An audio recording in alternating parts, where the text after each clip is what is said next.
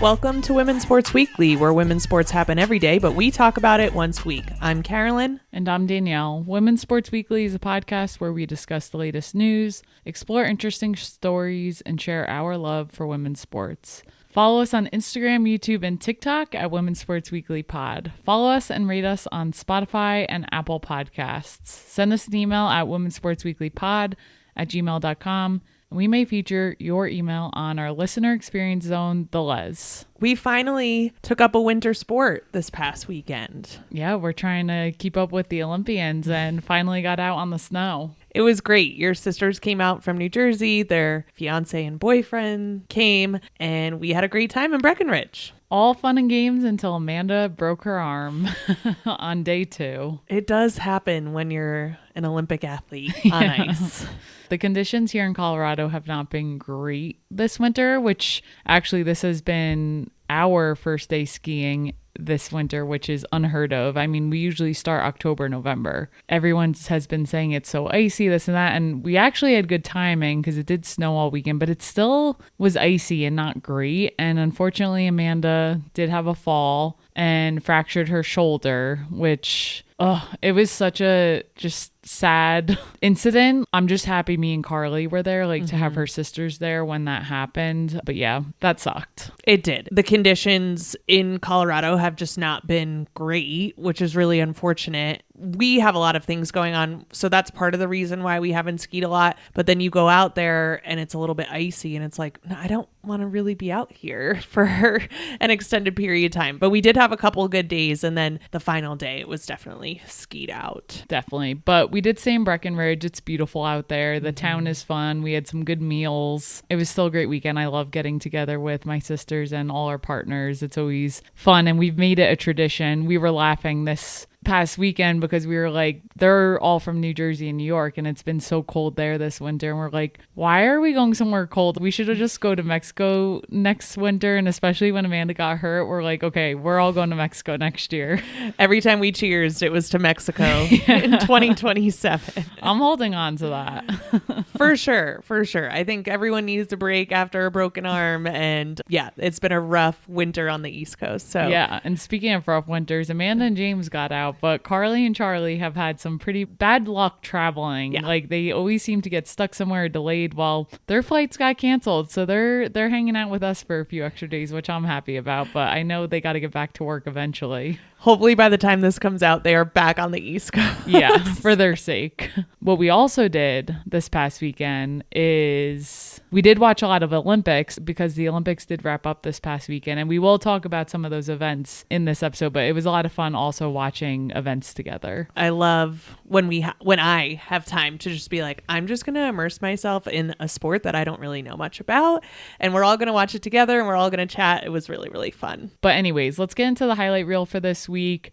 We are going to start with something exciting with ESPN, and then we'll dive into some more games and events. ESPN announced this past week that they're going to replace summer Sunday Night Baseball with Women's Sports Sundays. I love it. It is great. The Sunday Night Baseball they had with MLB was running out anyway. They weren't planning on renewing it, so they needed to fill this spot, which is great. So they're going to use Sunday primetime in the summer to launch Women's Sports Sundays, and it's going to feature top matches from the WNBA and the NWSL. And the summer is for the WNBA, so I'm so excited for this. In addition to live game coverage, Women's Sports Sundays is also going to include studio shows, digital storytelling, and social coverage. And I just love the idea of a major sports network like ESPN not calling it ESPNW, being like, no, this is what people want, and this is what we're going to give you on Sundays instead of 164 games of baseball. Yeah, I'm definitely pumped about this. So it is awesome. We can't wait to see it. They're going to do it for, I think it was like 8 or 9 weeks. And so we'll see what happens. But we know when you put games on during primetime that people watch. So I'm not too worried about this. No, it's going to be great. All right, let's get into NCAA basketball. I feel like Sundays are already a great day for women's sports, especially with NCAA basketball.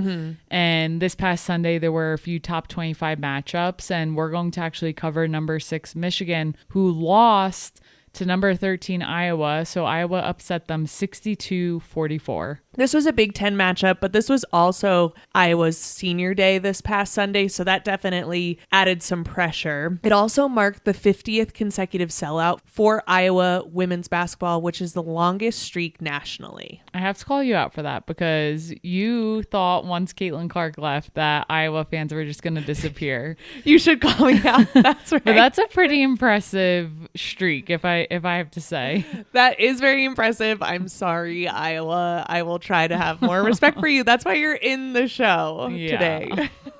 Well, with senior day, senior Hannah Stolke had a great game. She had a double-double with 11 points, 12 rebounds, and then added 7 assists. Not a bad stat line there. Not bad. And not bad timing either, as we are heading into March and thinking about March Madness and conference tournaments and all that good stuff. Definitely. And then we had sophomore Ava Hayden, who had 24 points, 10 rebounds, 2 blocks, and 2 steals. Also a great performance from her. In the fourth quarter, she was 6 for 6. Wow. She scored 12 points in the fourth quarter, and she had 1 block and 1 steal. This wasn't like the prettiest game. It was so low scoring. We were watching South Carolina versus Ole Miss, and then I was like, okay, South Carolina's starting to pull away. And then I looked up this game, and it was the third quarter, and they were both in the 30s. I couldn't believe it. Iowa actually held Michigan to a season low in points. And then Iowa had 18 turnovers, and Michigan had 24 turnovers. So all of the write-ups after were like, it was great defense. And I'm like, I don't, that's a really nice way to put it. Yeah. But this was the 4th win in a row for Iowa. The Big Ten tournament is around the corner. It's actually scheduled for March 4th to begin. It's getting time. Yeah. It is getting time. We are almost at March Madness. I'm so excited for this. Same. All right. We talked a little bit about the Olympics. We watched a lot of them, especially this past weekend and the past week, but they're officially over. It's so sad. I know. It's always like a weird thing when they end because you're like, oh, 4 years. We're not going to see a Winter Olympics for 4 years. Yeah. Yeah. I bet a lot of the athletes feel that way too. Like I bet there's a come down of like, oh my God, can I do it again in 4 years? Yeah. Do I want to do it again in 4 years? Or for people of like, okay, now I need to start preparing. I didn't make the Olympics this year. What can I do to be there in 2020? No, 2030. Whoa. Crazy. But the U.S. finished with 12 gold medals. In the medal count, total medal count, they were actually second. And in gold medals, they were second as well. Norway was in first. I just want to mention that out of the 12 gold medals that the U.S. won, 8 of those were won by women. Hell yeah. And 63.6% of the total Team USA medals were won by women. Snaps. We love that. Love. So let's get into some of these golds that we need to talk about. Mikaela Shiffrin won gold in her best race, the slalom. We should have tried the slalom. I saw some courses in Breckenridge. Yeah. But we didn't do it. No, we did not. And again, with the conditions, first of all, I'm not going down slalom ever unless I'm like skipping every 4th one. But no, I'm definitely not doing it when it's icy. I used to rip it up as a kid in Vail on the slalom. I bet used you to get did. little medals. I love that. Little pins they would hand out. You saw one. What do they call them? Ripperoos? Oh yeah, a little ski guy had a little Ripperoo award. Were you a Ripperoo? Probably. So Mikaela Shiffrin wins gold. She has more World Cup slalom wins than any skier in history. In this Olympic slalom, she defeated Switzerland's Camille Rast by 1.5 seconds, which is the largest margin in Olympic alpine skiing since 1998. So she crushed. Wow, that's amazing. So let's put this into perspective a little bit for Mikaela Shiffrin. In 2014 in Sochi, she won slalom gold at 18, becoming the youngest Olympic slalom champion ever. 4 years later in 2018 in Pyeongchang, she added giant slalom gold and combined silver. And then this is where we head into some rough patches. In 2020, her father passed away, and then she failed to medal in Beijing in 2022. In 2024, she had a bad crash that punctured her abdomen. Oof. And she mentioned some PTSD from that crash. I would think so. But she came in and she dominated this event. She won this gold after finishing 11th in giant slalom. They did an interview with her after she came in 11th in giant slalom, and her outlook was just amazing. She was like, there is not much of a difference between me finishing 11th and the first place. The margin was so small. And she was like, everyone is just racing so well. And I was just like, that is such a great outlook, because she still had another race to go. And she was just like, I'm racing well. Like, I'm racing well. There's not much more I can do. And it was really just amazing to see her resilience and belief in herself, which, like, I really think the U.S. women showed that in so many ways, a lot of resilience throughout this Olympics. With this victory, she became the first American alpine skier to win 3 Olympic gold medals. This gold medal in Cortina came 12 years after her first Olympic slalom gold, and it makes her both the youngest and oldest American to win Olympic alpine gold. So she won it at 18, and now she's won it now. So she's won it at the youngest and the oldest. That's really cool. I love that. Yeah. Not many people can say something like that.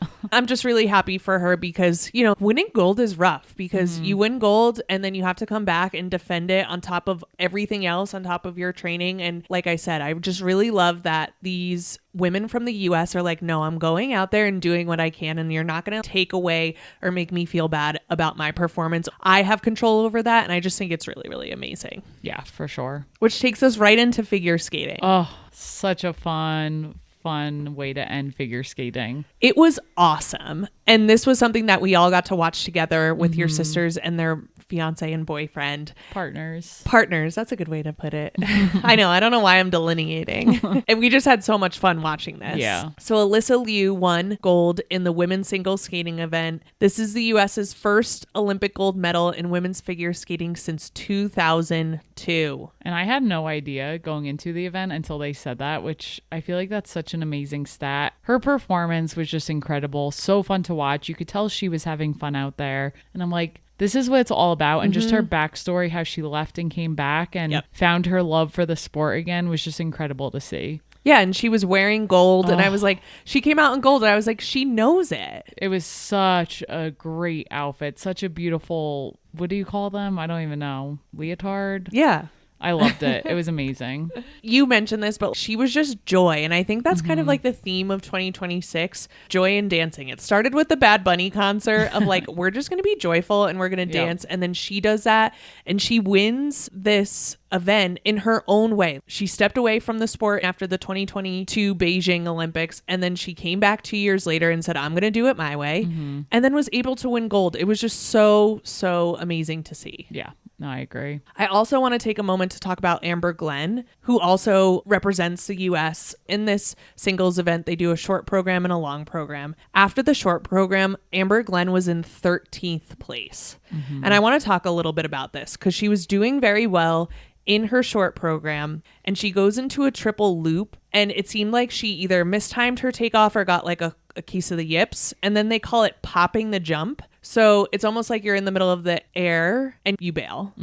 On her triple jump, she only completed 2 revolutions. And by popping the triple jump, she failed to meet the mandatory technical checklist for the short program. She received a 0. Oof. And it was an invalid element. That sucks. So that dropped her all the way down to 13. She was so emotional after that. It was just heartbreaking to watch. And so again, resilience. She comes into this long program and is like, I'm at 13th. What am I going to do here? But she did incredibly well. She had to hit the triple loop again, and she hit it, but she misstepped it just a tiny bit. She put her hand down. It was the only visible error to my eye on the skate, and her score like jumped her all the way up. But she went early in the event. But when she finished her long program, I was crying because she was like, I was so close. Like if I hit that triple loop, she would have been in contention for a medal, which would have just been insane to go from 13th all the way up to medal contention. And so she knew it then. But again, to screw up so much on your short program and then to come back, and she climbed all the way back up to 5th was really, really incredible. Yeah, for sure. I also saw on a social media account that she was talking about how she had her period, and we've talked about this before, but she was like, it was hard. It was emotional. It's something us and women just have to deal with as athletes, and it's not talked about enough. And like, that does impact your performance. And I don't look at that as her using it as an excuse. I think it's a basic function of what we have to deal with. And it comes into play at the worst times at some points in your life. we've talked about this a little bit on the podcast before, but playing sports and getting your period, have felt like I've never done the sport that I had been training to do the entire season that I was in it. Yep. So I can't imagine being an Olympic athlete. It comes once every 4 years, Yes. and you just happen to have your period at that time of your life, and it just sucks. It does. And is that the reason why this happened? No, I mean, Exactly. You can't. Or maybe, but Yeah. Yeah. But it's just like something that women have to deal with, and then they still do well. Yeah. Which is incredible. I thought that was interesting. I'm glad she talked about it because I do think it's something that should be talked about. And yeah, it was sad just to see her end the way she did, but still, she put it all out there. For sure. And like, do you think that there will be a time, like gymnasts don't really get their periods because they kind of stunt their growth? Do you think like that's where we're headed, where you just like don't get your period? I don't know. Or like there's some way that we can have people not get their period. And then I'm like, I struggle with that because I'm like, a period is a natural thing and you want to do things that are natural. I'm putting that in quotation marks. I don't know. It's just really difficult to be like, okay, so are we going to not have people get their period? Yeah. I don't know. It's not really something you want to mess with, in my opinion. I know. And I guess all of this to say this is why we need more research. Yeah. Like we know anecdotally that when people have their period, they're more at risk for injury, but we haven't seen the research clearly show that yet, right? And like we need more research of what does it look like when you don't get your period? How does that affect your bone mass and your bone density and all of those other things? There's so many trade-offs. Yeah. I guess at the end of the day, we just need more research. For sure. But with that wraps up figure skating. We are going to get into some updates this week, and then we will talk about U.S. women's hockey. But starting with our updates, Run Club is this week, this Thursday and every Thursday at 6 p.m. Mountain Time at the 99ers Sports Bar here in Denver. Come run with us. We run 3 miles and then hang out at the bar after. And if you listen to our podcast and share a secret word every week with the bartenders, you get 50% off your first draft. This week, the secret word is gold. Gold, because the women are winning all the gold. Yes. We also need to take this time to ask you to please rate and subscribe to our podcast. I also just want to mention that there have been a lot of ratings coming in, and we so appreciate them. Thank you. So thank you. This means that this little segment hopefully is working. Yes. Where we beg you, because we want to continue to put this podcast together. We create, produce, and edit the podcast ourselves. So if you want to support us, which I know you do, a rating, subscribing, a positive review goes an incredibly long way. And most importantly, share with someone who you think would enjoy this, because that's how we grow. And then that's how we eventually get sponsorship. And then that's how we eventually quit our day jobs, That's right. So thank you to everyone who has rated the podcast so far. If you send us a screenshot of your 5-star rating, we will send you a Women's Sports Weekly sticker for free. Okay, we're ending out our Olympics with USA Hockey. You got your USA sweatshirt on to represent. This is probably the last time I'm going to wear this for a while. Maybe. But yeah, this was such an exciting game. The U.S. women's hockey team did go undefeated throughout this Olympic run, and they did give us a heart attack in this gold medal match after earlier in the Olympics they beat Canada 5-0. And they were down most of this game 1-0, and we were like, oh no. They ended up beating Canada 2-1 in overtime. Unbelievable ending, and they barely made it to overtime. I mean, that goal didn't come until way late in the game. For sure. And so we were skiing during this time, and I was like, I'm going to take a break. I'm going to watch this. Yes, in the lodge. We had it on the phone. I know. The lodge didn't have TVs on. I was like, what is happening? What is happening? So anyway. People are there to ski, not watch TV, and Please. They don't want people spending too much time in there. Please. It's the Olympics. Come on. We broke, and I watched the first 2 periods, and then we were like, okay, we need, like, I can't spend the whole time in the lodge. Yeah, we are here on a ski trip. So I was like, no one tell me what happens, because at that point it was 1-0 with 9 minutes left in the 3rd period. And I was like, no one tell me. I'm not going to look at my phone. We spent the rest of the day. We skied in Vail that day. So we drove from Vail back to Breckenridge, which is like an hour-long drive. I didn't look at my phone, and we got home and we put it on the TV, and I just watched it like it was live, and it was awesome. I knew the score because we were getting texts, and I was like, Carolyn, just don't look at the text people are sending us right now. So for over half the game, Canada was up 1-0 from a goal from Kristen O'Neill early in the 2nd period. There's 2 minutes left. in regulation, 2 minutes and 3 seconds left in regulation. And Layla Edwards shoots this shot. I mean, cranked it. Hilary Knight is in front of the goalie. I don't know how she did that little deflection. It still does not make sense in physics in my head. And it deflects in, and now the score is 1-1, and I was screaming. It was a sick goal. It was so amazing. On top of that, Hilary Knight got engaged at the Olympics to her girlfriend, Olympic speed skater Brittany Bowe. Just really, what a run for her. What an Olympics for her. Yeah, absolutely loved it. So then we go into overtime. We're 4 minutes into overtime, and US's Megan Keller makes it past Canadian player Claire Thompson and then flips a shot over the right pad of Canadian goalie Anne Renee Desbiens and wins on a golden goal. So for overtime, they only play 3-on-3 and it's golden goal. It was wild to watch. It was so high stakes, high pressure, and the US wins. And it was just so amazing. I was so happy. Yeah, and we talked about this rivalry leading up to the Olympics. Canada eats, breathes, and sleeps hockey. Whenever we beat them in hockey, it's such a big deal. And for this game, just the way this game was trending and for us to come back and be able to win it, it was just so exciting. And a lot of credit to Canada because they did not look good in that 5-0 game and they just switched it up and they had the momentum for most of the game. The US extended its winning streak against Canada in international play to 8 games. So they've been beating Canada as of late, but we know that in history, Canada has beaten the U.S. more times. And it was just a dominant run for the U.S. through the 2026 Olympics. They allowed just 2 goals and finished with a plus 29 goal differential. That's incredible. And we need to give a lot of credit to Erin Frankel, who is the goalie for the U.S. and plays for the Boston Fleet. She had a save percentage of .980. Ooh, that is elite.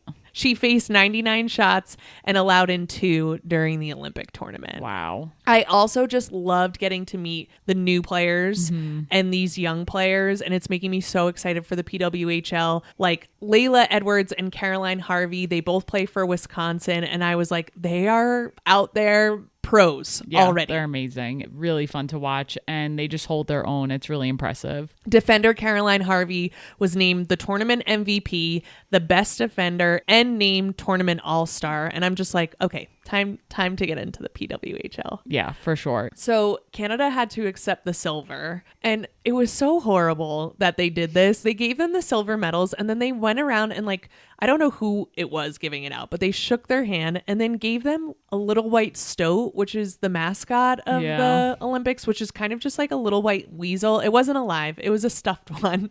But to shake someone's hand and then give them a stuffed animal, it was just so degrading. Yeah, they were all just looking at it so sad. And I'm like, how quickly are those getting thrown away or turned into immediate dog toys? Aw, maybe they'll sleep with it for comfort.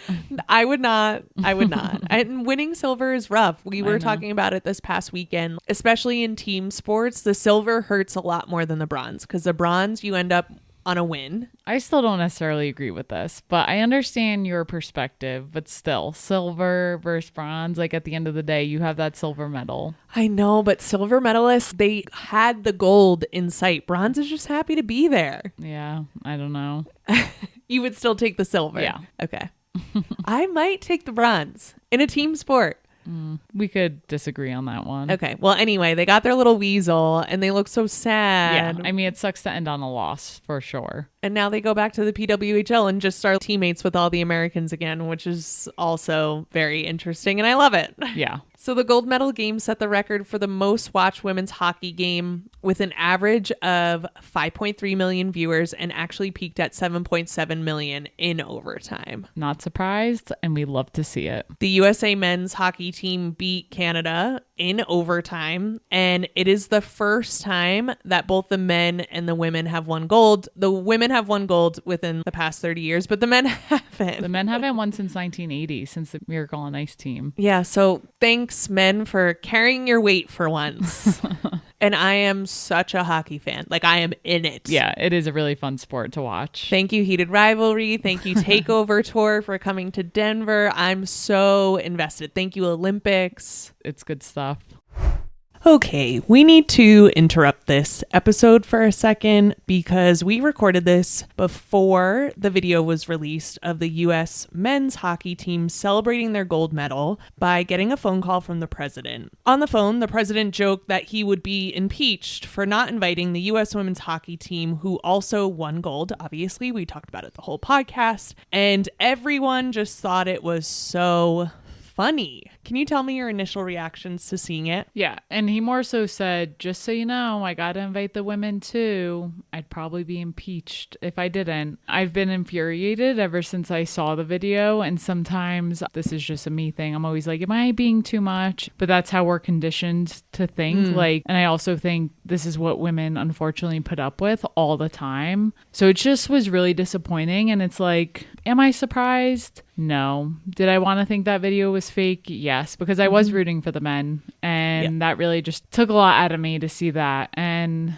apparently a lot of others too, because there's definitely been a lot of backlash on socials. I felt the same way. I was like, of course. Of course, the men who have not won in 46 years will laugh at the expense of women. Like, of course they will. The blindly laughing the entire time, I think, is what really got to me, because I was like, these people, I bet, will say about themselves that they can see the full picture of things. And it was just like, you were just so blindly laughing at whatever he said. And you did it at the expense of women. And I want to know what the joke was. What was the joke?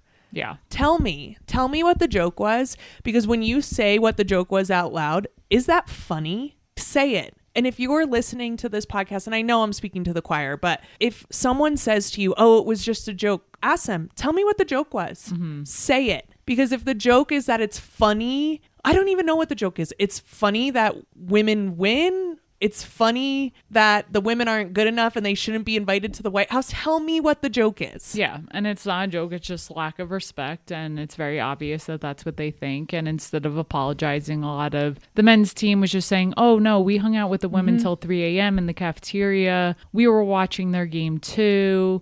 And it's like, how about just apologize? Yeah. But they can't seem to do that. And they're just upset that people are giving them backlash. So like, we just won gold. It's really unfortunate that this is how people are taking it. It's like, well, you did that to yourself. Yeah. And I just feel like it's a moment of gaslighting. Don't gaslight us for calling you out, because it's about time that people start calling this kind of behavior out. Maybe you will learn from this. And maybe in public you support the women's team, but right when that locker room door was closed, you laughed in their faces and you expect us not to be upset by it. Yep. You're saying that, oh, it's divisive to do that. You said it at the beginning. I want to root for you. I am begging to root for you. And then you really have to ask yourself, if someone laughed at you in that way, would you be like, I'm going to let it slide because I don't want to be divisive? That was not how I was brought up. And I don't want anyone to operate in that way. So if someone was in that room and they heard that, why couldn't you be like, not cool?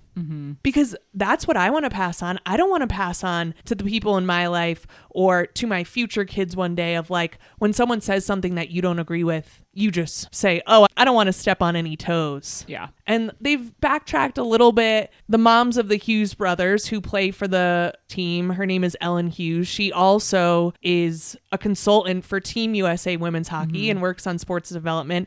And they had her this past week defending them, quote, saying, if you could see what we see from the inside and the men and women sharing, you know, dorm rooms and halls and flex floors and the camaraderie and the synergy and the way the women cheered on the men and the way the men cheered on the women, that's what it's all about, end quote. And I'm like, unfortunately, when you laugh at the expense of women, you negate all of that other stuff. And every woman knows this because they've had a man be nice to their face and then go and talk behind their back. That's so misogynistic. And I think that's why I'm getting particularly triggered. It's just like, I've been in this position before. And it doesn't matter what you say to my face. It matters what you say behind closed doors and how quickly you laugh at a joke at my expense. I recently played in a co-ed tournament, and I talked about it a little bit over the summer. The whole time I felt like I was less than. Like, it was never accepted that 2 of the 11 players were women on the team. It was like we were a charity case and we were just there because we had to be there. Yeah. And it's like, yeah, I've lived this experience. For elite athletes to have to also continue to live this, it's just very unfortunate. Yeah, I've seen some comments of like, how are you going to face your wives and your daughters and your mom? And I actually hate that sentence because I'm like, one, how are you going to face your sons, right? Like, how do you talk to them about the women in your life? And then secondly, you don't need a mom, a wife, a daughter to have respect for women. I don't understand that.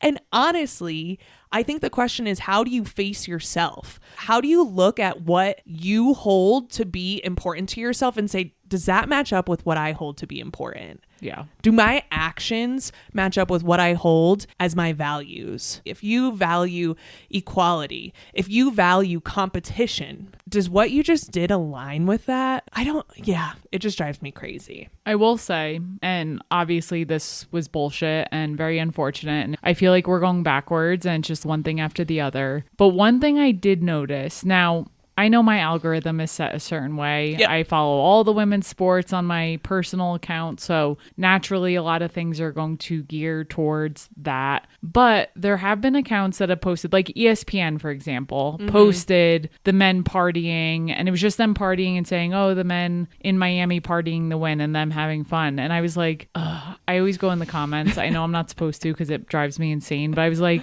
what are people saying about this? And to my surprise, a lot of people were saying, stop posting these men, where are the women's team? Yep. Or just saying, go U.S. women's hockey, and just positive things towards the U.S. women's hockey. And I'm like, there's definitely a shift happening. Yes. And then there was another news outlet that posted a clip of one of the men's players talking. And under that, all comments were, we want the women. Where are the women? The women's U.S. hockey team is my team. And I'm like, there is a shift. Yep. It's happening. We just need more people to continue to speak out. And I do think we could start to turn a corner. We obviously still have a long way to go, but hopefully we can teach young boys and we can teach young men that this is not right. And you have to change. And you have to just speak up. Yeah, I think that's a great point. I know your algorithm is very women's sports, but that was on the general ESPN account. We almost didn't come out and record this. We had already recorded all this stuff. And it's like, no, we need to continue to have these conversations. And also, this is why we do the podcast, to elevate women's sports, to call out the injustices of this amazing team who has medaled in every Olympics that they've been part of. In every Olympics, and who went undefeated at the Olympics this year. And they only let up 2 goals in 7 games. Who had the best defense the entire time. We need to remember that and praise that and talk about that more and more. And if you are struggling right now of like, how do I do this? I think one of the things that I've kind of flipped is I talk about women's sports now in my everyday life all the time. And I don't talk about it in comparison to men's. Yeah. I just talk about the amazing things that the women are doing all the time so that people know, oh, there's other things going on. And it's a way to do it in a way that's not confrontational, right?